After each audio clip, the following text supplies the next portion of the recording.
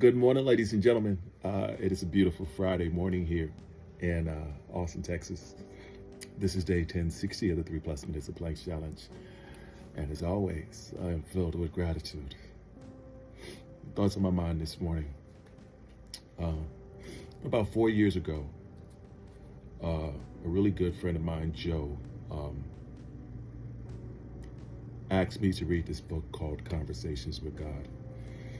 And reading it initially was quite overwhelming, especially at the time I was listening to it on an Audible book. And that book started to change my life. It actually brought me closer to God. And in this book, it was the idea that a gentleman was having conversations with God. And going into reading it, I didn't think too much of it. It was just me trying something different. It was me stepping off the hamster wheel.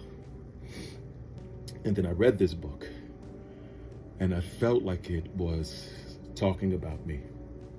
See, something that I'd been realizing for a while, without actually bringing it to the forethought of my mind, was that I was having these conversations with God. Or most importantly, God was having these conversations with me. And I could see them and hear them, but I would dismiss them. I actually heard a friend of mine say that same exact thing. And then a few months later, I meet this young lady by the name of Candy on a Southwest flight. And I think it was from Dallas to Austin or something like that. And she recommended this book called When God Winks. And it's the idea that nothing is happening by coincidences. God is using all types of things to direct us to where we're going. And I started seeing these serendipitous moments. I started seeing these synchronicities. And then I talked to a friend, Jen, and she sent me something that showed that all of these things was kind of working.